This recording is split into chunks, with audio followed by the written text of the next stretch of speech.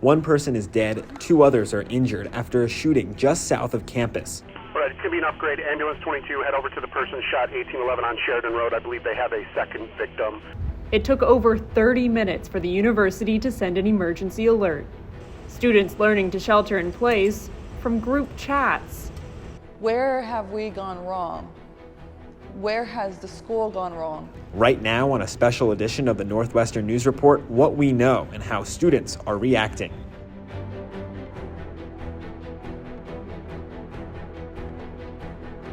Hello and welcome to a special edition of the Northwestern News Report. I'm Andrew Rowan. And I'm Vanessa Kjeldsen. One 18-year-old is dead and 2 15-year-olds are injured after a shooting Wednesday night. It took place just steps from Northwestern's campus on Clark Street Beach. When it happened, many students were still outside, enjoying the twilight on one of the warmest days so far this year. The shots were fired at around 8:08 p.m. Minutes later, Evanston's police department was dispatched to the beach. All right, it's going to be an upgrade. Ambulance 22, head over to the person shot 1811 on Sheridan Road. I believe they have a second victim. Ambulance 22, head over to 1811 on Sheridan Road for the person shot. Police secured the scene around the beach for their investigation. Evanston police says there was 1 shooter and 2 suspects. EPD says both suspects are still at large. They fled on foot, and then they got in a car, and then they fled the area. Here's what we know right now about the victims. 18-year-old Jock Irby, a former student at Evanston Township High School, is dead. 2 15-year-olds were also injured. One is in critical condition. The other suffered a minor gunshot wound. This is according to the Evanston Police Department. How and when Northwestern students heard about what happened is also an important part of this story. Within minutes of the shooting, police were dispatched, but then it was over 30 minutes of silence and sirens, leaving group chats to spread the news. We have team coverage of this developing story. We're going to start with NNN's Logan Schiciano, who joins us now live from the beach. Logan, what is the scene out there right now? Andrew, I'm here in Centennial Park where this was an entire crime scene last night. There was a heavy police presence. I know you were there on the scene, but things look pretty much back to normal. I mean, there's a family barbecuing out there. People are jogging on the path next to Sheridan Road. The road, Sheridan Road, is back open, but if you come this way down towards Clark Street Beach, as you mentioned, this is literally where the incident occurred. People are in the water. There's plenty of people out on the beach, so you would hardly recognize the scene if you were here last night, but we are learning some new information about exactly what unfolded here at the beach. Evanston PD released a press release this afternoon where they said that there was 2 groups on the beach and an altercation, a verbal altercation broke out amongst the groups, at which point one of the offenders fired a handgun into the other group, which is where the 3 victims were. At that point, the 2 suspects fled, as you mentioned, towards Sheridan Road, and they were first on foot, then got in a car, and as you said, we still do not know where they are at this point. No one is in custody, but things, like I said, are kind of back to normal here, and it just underscores, how fast things can change. Evanston police do say that they're going to have an increased police presence over at the beaches this weekend, but you can see Siegel Visitor Center right behind me. That is part of Northwestern's campus. We are just 1 block away here at the beach, very close to campus. Andrew? Thank you, Logan, for that update and what the beach is looking like now. Students are voicing their concerns about that 30-minute gap or so in communication between the police responding and NU sending alerts. NNN's Gabrielle Khoriaty is here with a look at what students are saying. Thanks, Vanessa. That's right. Students received communications on a staggered timeline. Based on when the alert system sent things out, students received within a handful of minutes of each other different alerts. For me, the first alert I received was an email at 8:43 p.m. and the first text 4 minutes later. Students are calling it a failure of communication.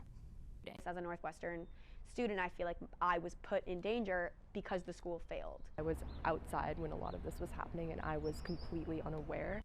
8:08 p.m. That's when 3 people were shot on Clark Street Beach just south of campus, leaving 1 dead and 2 others hospitalized. Group chats across campus, the first to alert some students to the shooting. And all of a sudden I see so many texts.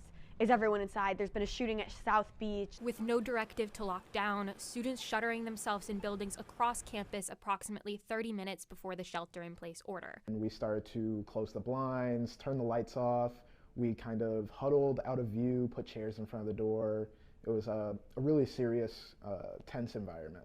Others hearing the news and keeping each other updated through social media. We checked Yik Yak and Fizz, and people were saying that shots were fired, and other people were scrolling through their Instagram feed.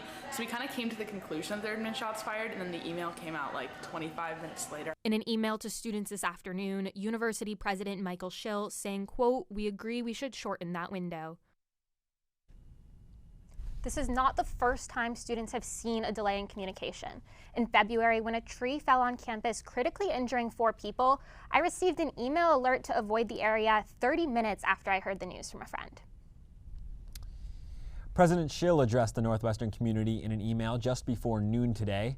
He expressed sympathy for the victims and their families. He also acknowledged a frustration with the university's response times to alert students, writing, quote, "We agree we should shorten that window," end quote.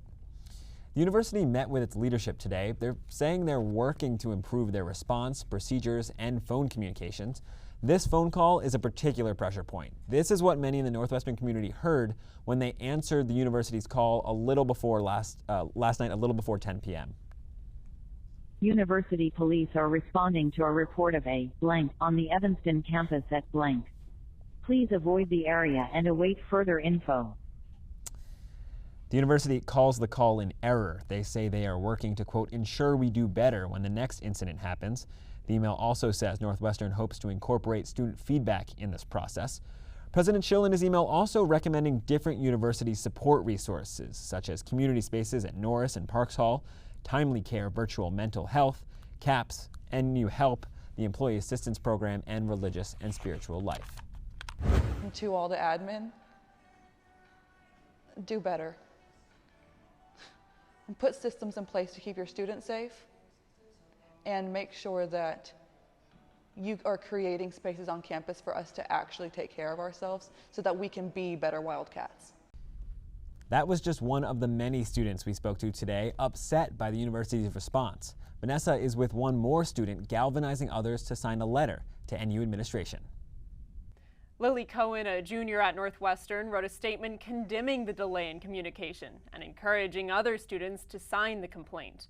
As of 3 o'clock this afternoon, the petition has garnered over 900 signatures.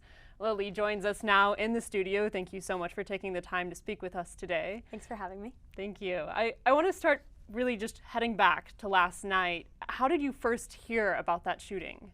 Yeah, so the first word I got that gunshots were fired was from friends in a group chat.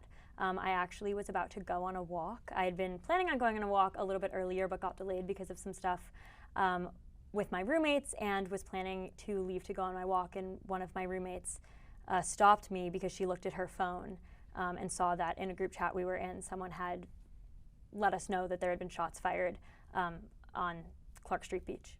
How did you feel?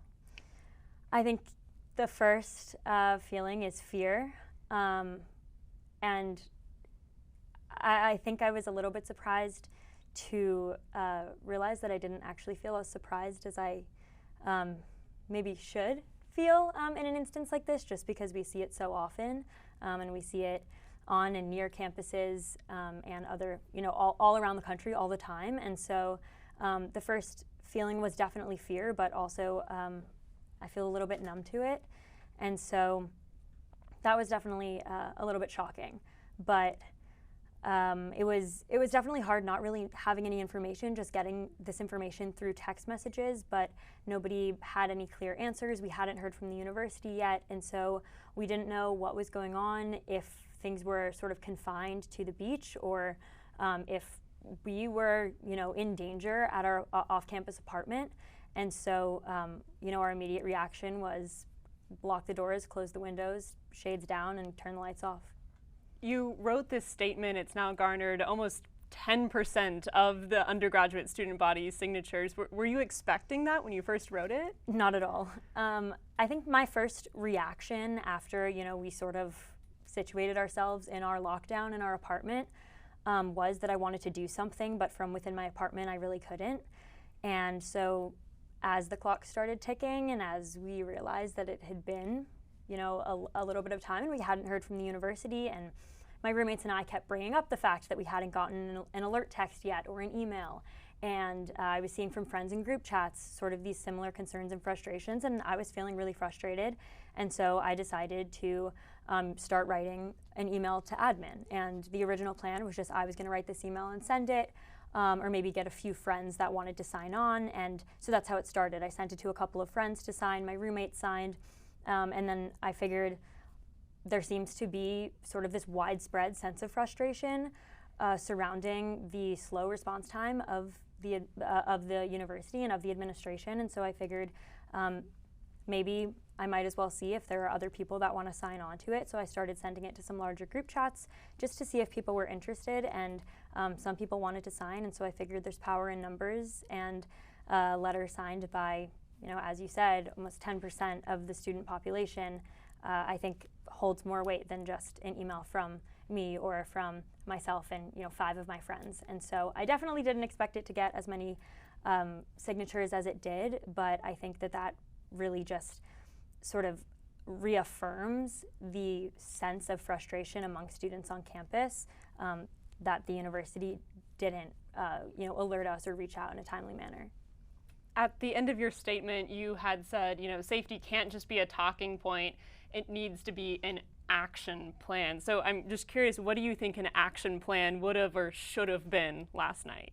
Yeah, I think that in general, you know, we got the email from the university, from the president today, and he talked about how administration is now having conversations about how to plan better for this in the future, but I don't think that it should have been saved until today because, you know, in the first 100 days of 2023, there were over 145 mass shootings in the country, and I believe the last number I saw was, I think, 89 instances of like school shootings since the start of 2023, and so this isn't something that should have waited until it happened right next to our campus at an area where Northwestern students hang out and spent all day yesterday, for the administration to really create a strong action plan, and I think that's something that should have been done ahead of time. And so I'm hoping now that the university has these conversations and then comes back to the students and says, these are sort of the new protocols we have in place. This is how we're going to ensure that information gets to you quicker, especially knowing that watching, you know, the NNN Live last night, seeing that the police chief said from Evanston said that the Evanston police responded around 8:09 p.m. I think it was, but we didn't hear back. We didn't hear from the administration for 35 minutes. We didn't hear from the school for 35 minutes. And so I would really just like to know how they plan in the future to ensure that we're getting that information sooner, and how they're going to make sure that students on campus and off campus can feel safe, what safety measures are in place. And so I think that that's really on the administration now to figure out what that plan looks like now that they've put out that they're having conversations about it. Well, thank you so much for joining us, Lily. I really appreciate it. Again, that was Lily Cohen, a junior at Northwestern. Now, that petition was in response to a delay in communication to students, but what might have been going on behind the scenes in that 30-minute period? Well, I spoke with Troy Woodwike. He has 27 years of law enforcement experience and now works for Secure Education Consultants. I asked him about the collaboration of public safety between the university and local law enforcement and why the gap between the incident and the university's first message was so large. Watch. When you incorporate a critical incident and you get multiple police agencies involved, sometimes that communication isn't as great as it sometimes normally is during the normal business of any other day, right? So communication is always a concern, and I will say most agencies, police agencies that I'm familiar with, will always look at that after the fact. They do an after-action review, and they'll look at communication, where the gaps occurred, what the delay possibly was, because it's a concern. And for the campus students, of course, you would be concerned because information is going to go out through apps and online and social media, right? And some of it's correct and some of it's not. Can you tell me a little bit about the difference between a shelter in place and a full lockdown and why one might be called for over the other? In simple terms, a lockdown, school, university or high school, let's say, for example, or elementary school even, would go into a lockdown, usually if a threat to that school or its students is inside the building, okay, compared to a threat that's outside the building. So when we go into a lockdown, someone is actively trying to get into our building or is already in the building. right? We want everyone to lock down. We want them to go into classrooms or rooms or dorm rooms or whatever that looks like, lock the doors, turn off the lights, turn off cell phone devices, and lock down, right? That's what we're trying to do. For shelter in place, the threat, whatever that might be, is on the outside.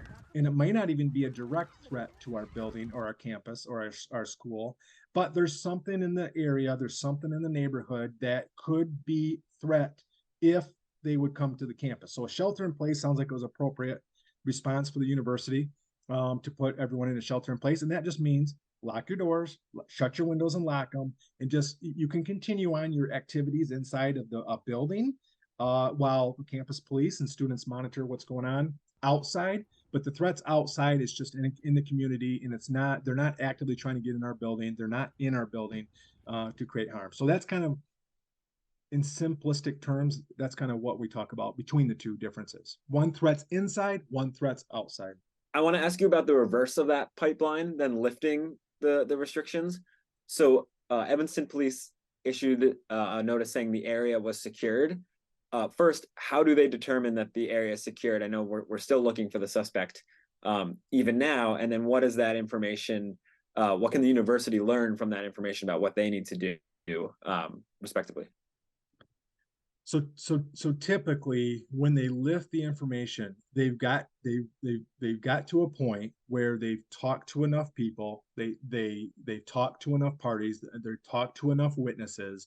They might have more information that the car that left the area was spotted, miles and miles away somewhere else. They might have collected more facts now where they feel the immediate area, including the school, isn't in an imminent danger. And lastly, in the coming days, what are both university police and local law enforcement going to be meeting and reviewing about this incident?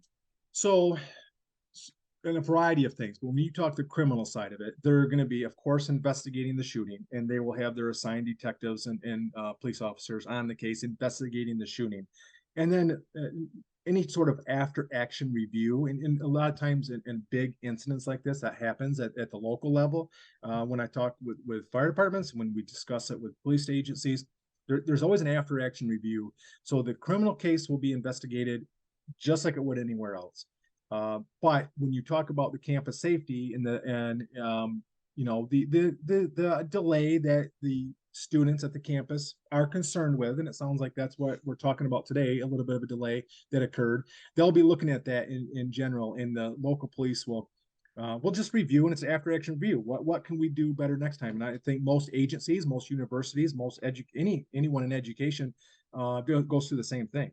And hey, let's learn from this. What happened? What occurred? What can we do better next time?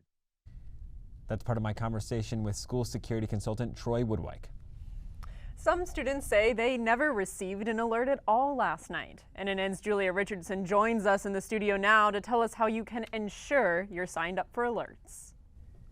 Well, thanks, Vanessa. Many students expressed concerns about not receiving any updates from Alert NU, which is Northwestern's University's emergency notification system. According to the university's Department of Safety and Security's website, students should begin receiving messages once their Northwestern email account is activated. Faculty and staff should also be receiving alerts after they are issued a Northwestern email account. To verify that your information is accurate, students can check Caesar while staff and faculty can check MyHR. And to make sure you're opted in for the future, text Alert NU, all one word, to 226787. And to add or update your information, make sure you receive these texts.